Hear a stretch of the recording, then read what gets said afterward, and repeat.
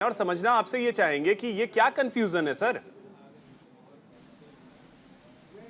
देखिए अभिषेक जी, आवाज मेरी मिल रही है आपको? बिल्कुल मिल रही है सर। बेसिकली इंडिया गठबंधन अपने अस्तित्व में है और पूरी तरह अस्तित्व में है, इस बात के लिए आश्वस्त है। और इंडिया अलायंस केवल और केवल बंगाल में बंगाल के लिए नहीं बना। इंडिया अलायंस पूरे देश के लिए है। देखिए बिहार अगर आप देखेंगे तो बिहार में जितने भी अलायंस के लोग हैं हमारे, यानी कांग्रेस पार्टी के, वो सारे के सारे एलआई साथ में हैं। उत्तर प्रदेश आप चले जाएंगे तो सारे के सारे एलआई साथ में हैं।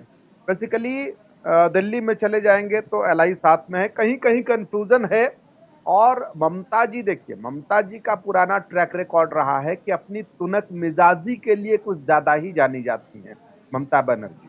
और शायद उसी का प्रभाव है कि कभी कुछ से कुछ निर्णय ले लेती हैं।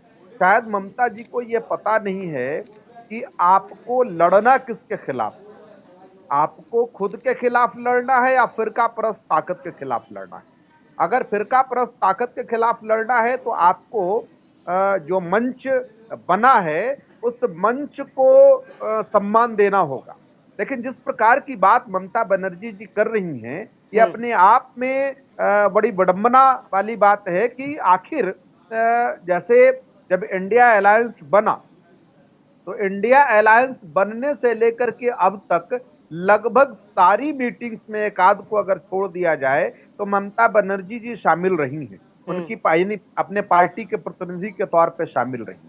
आखिर क्या वजह रही, कौन सी इनसिक्योरिटी है उनको, आखिर किसकी इनसिक्योरिटी है, या कितनी बड़ी महत्वाकांक्षा है, ये दोनों ही बातें सामने आती हैं।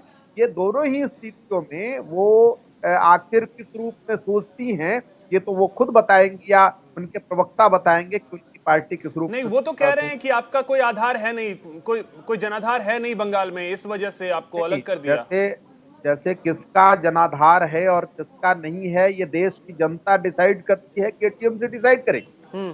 कोई पार्टी डिसाइड करेगी क्या कि किसका जनाधार है और किसका जनाधार नहीं है। बेसिकली क्या है कि ममता बनर्जी जी का जो वर्जन है उससे साफ है कि लगता है बीजेपी ने डोरे डाल दिए। तो जब बीजेपी डोरा डाल रही है किसी पार्टी के ऊपर, जैसे कहीं कहीं बीजेपी डोरे डालती है, मान लिया असदुद्दीन ओवैसी को देख लीजिए, वो तो बीजेपी की बी टीम के रूप में ही काम करते हैं। कुछ ऐसा काम कर देंगे तो उनकी दीदी पे भी पार्टी डोरा तो डाल रही है बीजेपी।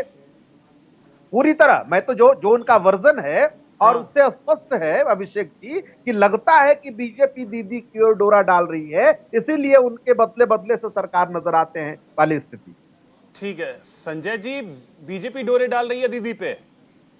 विजय जी आ रहा हूं।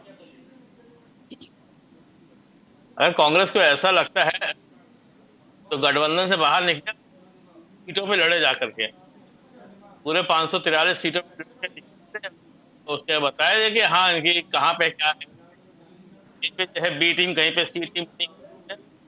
और ये दीदी पे इल्जाम लगा है, जिसने इंडिया गठबंधन को, जिसने हमेशा सपोर्ट किया, और उसी के ऊपर आप बात कर रहे हैं।